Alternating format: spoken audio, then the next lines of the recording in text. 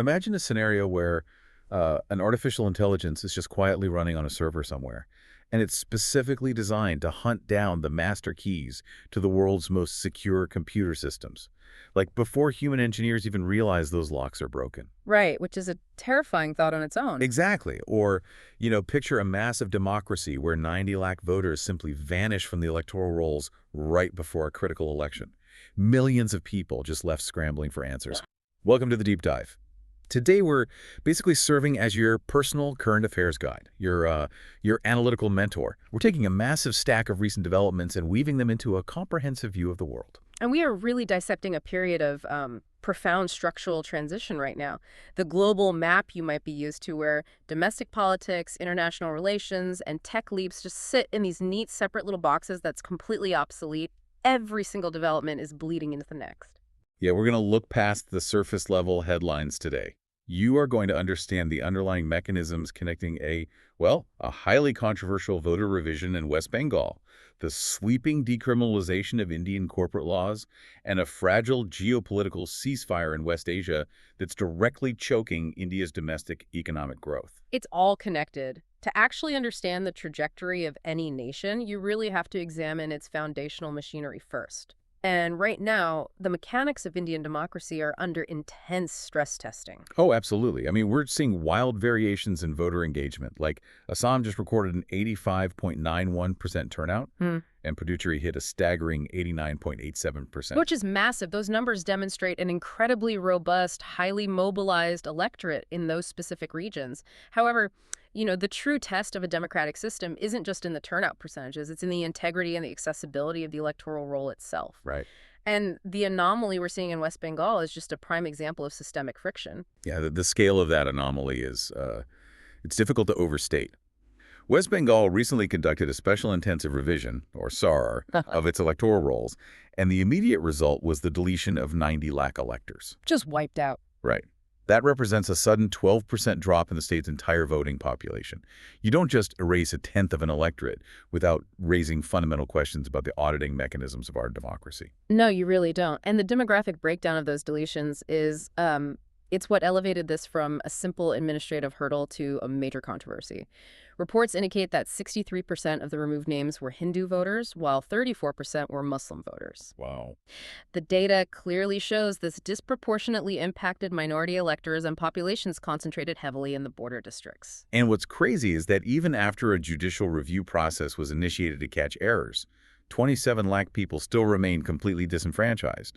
They've been instructed to go approach tribunals to reclaim their voting rights. Which is no small feat. Exactly. Expecting millions of people to navigate a complex tribunal system, which, by the way, is already heavily backlogged, just to exercise a fundamental right before an impending election. It seems like a structural failure. It creates this massive barrier to entry. It does. And speaking of barriers to entry, the financial realities of our political system are shifting just as dramatically.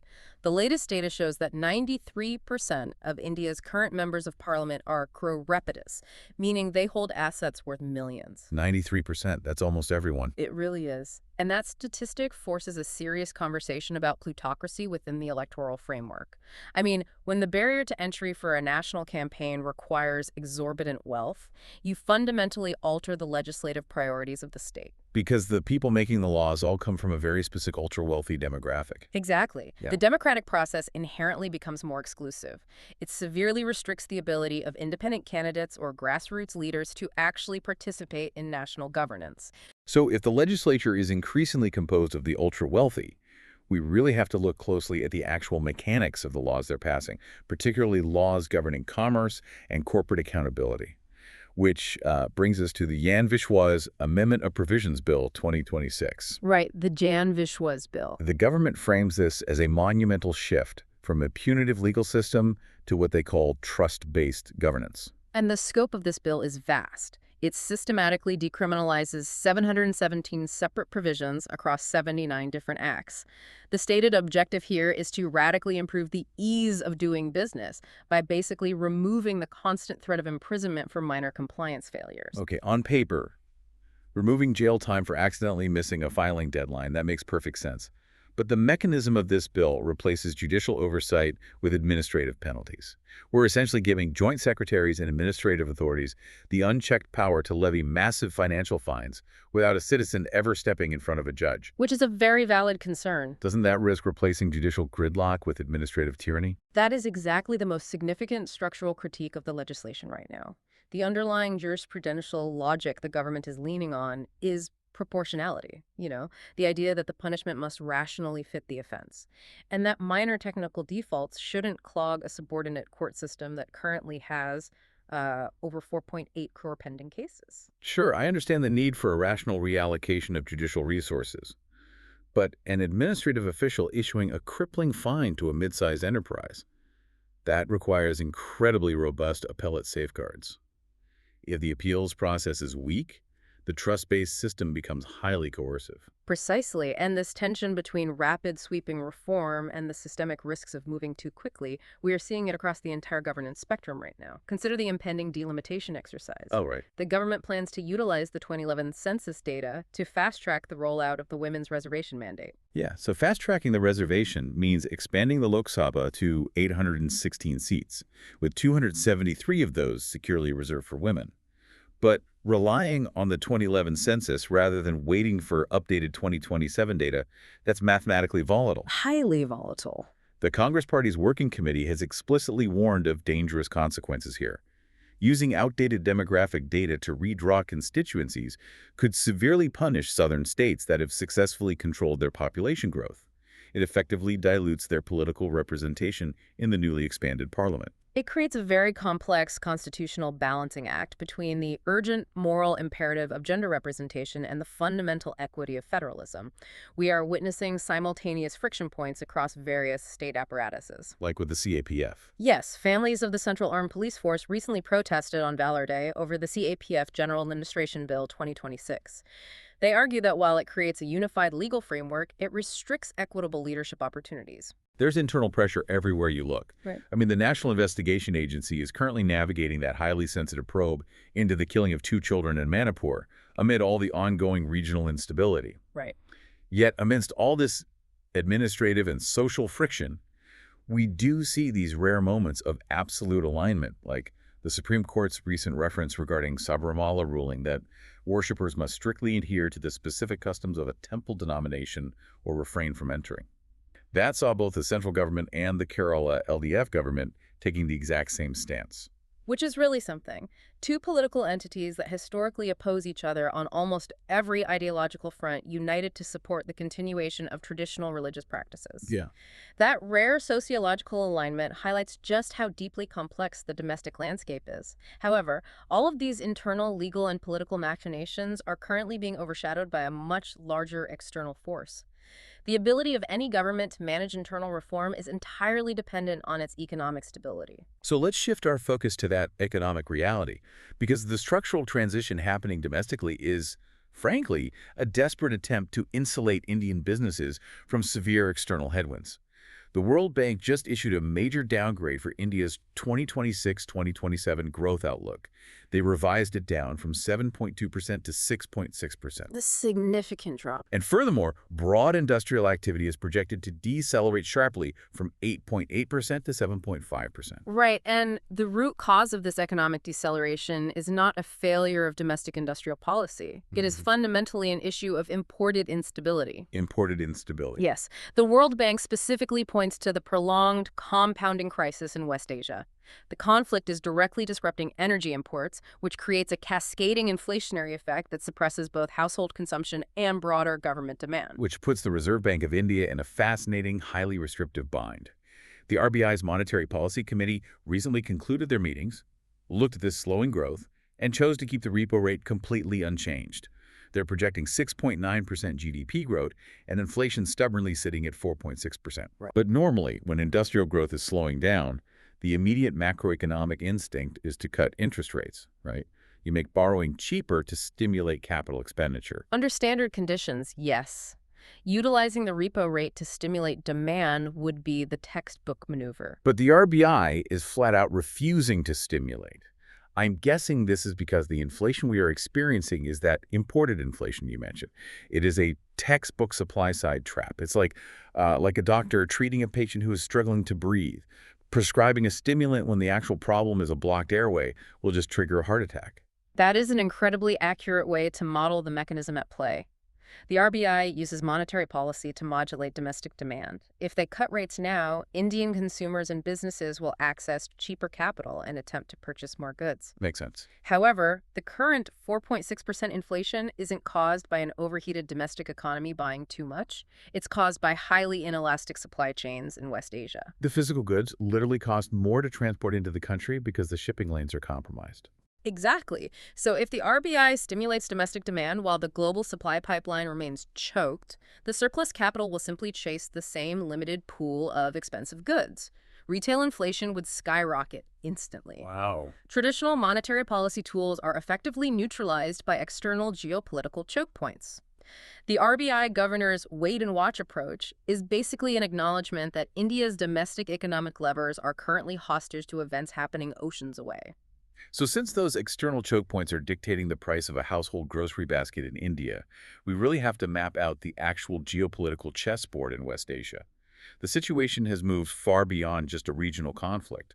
It's a systemic disruption of global trade arteries. It absolutely is. The tentative ceasefire brokered between the United States and Iran is visibly crumbling. Israel recently launched devastating strikes on Lebanon, resulting in over 300 fatalities. And the regional escalation is immediate and kinetic. Iran's strategic response has been to leverage its geographic advantage by mining the Strait of Hormuz. We cannot overstate the macroeconomic paralysis this causes. The Strait is the central nervous system for global energy transport. The logistical nightmare is just staggering. On just the second day of this supposed U.S.-Iran ceasefire, the threat of maritime mines was so severe that only a fraction of normal shipping traffic dared to enter the corridor. Out of all the vessels navigating that day, only 2 were confirmed as India-bound. 2 ships, that's it. 2 ships. The crisis is so acute that India's petroleum minister is currently rushing to Qatar in an emergency bid to secure alternate liquefied natural gas supplies. We are witnessing a fundamental shift in how global power is exercised.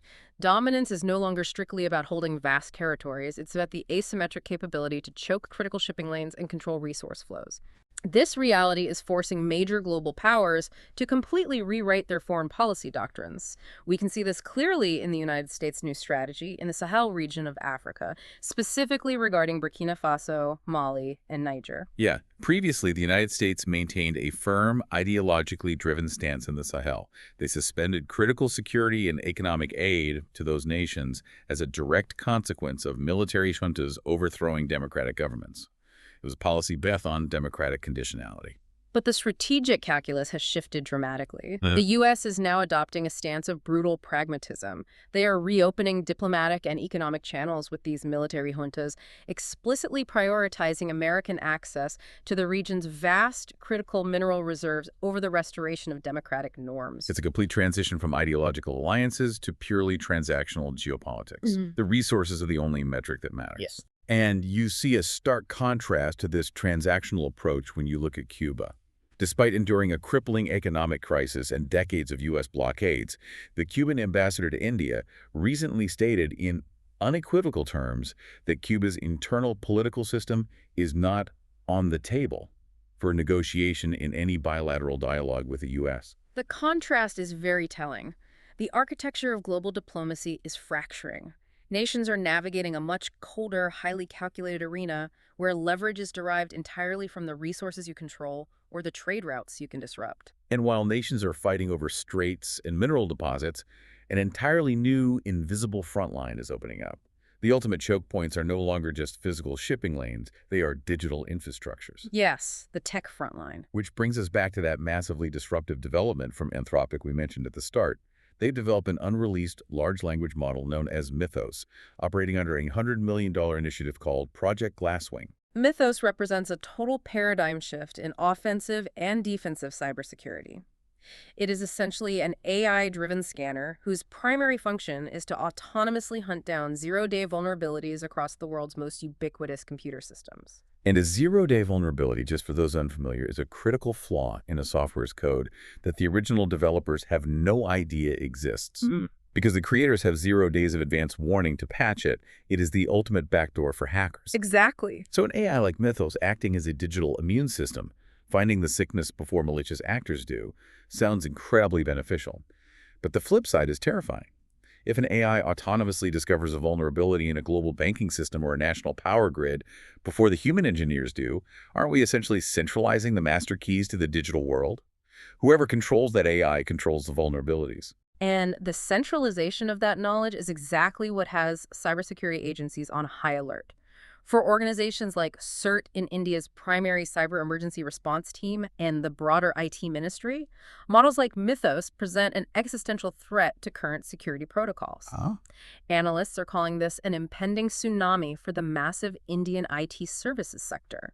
Because Indian IT firms are responsible for maintaining and writing bespoke, custom code for thousands of global Fortune 500 companies. Correct. Legacy code that was manually written over decades and manually patched is now subject to instant algorithmic auditing. If an LLM can scan millions of lines of custom code in seconds and identify an unpatched backdoor, the entire security posture of the global IT supply chain has to be fundamentally overhauled overnight. Manual security auditing is mathematically outpaced. It's a technological arms race, running perfectly parallel to the physical arms race. I mean, we see this escalation in traditional defense sectors as well. While Polymicro just concluded successful blast trials for advanced Limpet mines, which bolsters India's asymmetric naval defense capabilities. Right. And at the same time, SRM University AP has launched India's first quantum reference facility.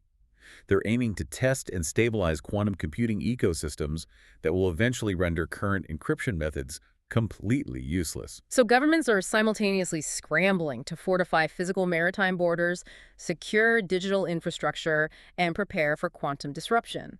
Yet, amidst all this hyper-focused fortification, there is one border that nations are seemingly struggling to manage with the same urgency: the changing climate. Yeah, the paradox here is stark. On the global diplomatic stage, the Indian government just abruptly withdrew its bid to host the 2028 COP33 Climate Summit. They offered no official explanation for pulling out of such a high-profile leadership role. It's quite surprising. It has invited heavy international criticism, raising questions about whether India is quietly recalibrating its long-term global climate commitments. That diplomatic withdrawal is particularly alarming when you look at the immediate physical realities detailed in the latest environmental assessments. A recent comprehensive report indicates that 40% of all Indian districts are now classified as high-risk zones for extreme weather events. 40%. And we aren't just talking about abstract temperature increases. The data shows this is actively reshaping regional disease patterns. Epidemiological vectors are shifting, placing severe, unprecedented strain on rural healthcare systems and devastating the informal labor sectors that rely on outdoor environments. The real-world toll is compounding daily. Which forces a critical evaluation of how governments approach long-term existential threats versus immediate political or economic priorities. If you want a striking contrast in long-term environmental planning, look at Finland's latest engineering achievement, known as Onkalo. Oh, Onkalo is fascinating. It translates roughly to cavity or pit, but it is an absolute marvel of long-term engineering. It's a deep, highly secure underground repository carved directly into bedrock, specifically designed to safely entomb spent nuclear waste. And the engineering parameters of Onkalo aren't designed for a 10-year or 50-year political cycle. It is designed to remain completely secure and undisturbed for 100,000 years. It isolates highly toxic byproduct of model progress from the biosphere permanently. Planning for a timeline of 100,000 years is almost impossible to wrap your head around. It highlights a level of generational responsibility and oversight that stands in incredibly sharp contrast to the reactive day-to-day firefighting we see in so much of global governance today. It is the ultimate example of a society building a system designed to outlast not just a political administration, but potentially the current iteration of human civilization itself. So as we pull all these threads together, what is the ultimate takeaway for you, the listener, navigating this environment? We are living through an era of profound structural realignment. We're watching the basic social contract shift as massive democratic exercises like the West Bengal voter rolls face deep scrutiny and domestic laws transition from judicial oversight to administrative fines under the Jan Vishwas Bill. We're seeing economic sovereignty tested as inflation is dictated not by central banks, but by the mining of the Strait of Hormuz. We're watching foreign policy shed its ideological skin in favor of ruthless, resource-driven pragmatism in regions like the Sahel. Yeah.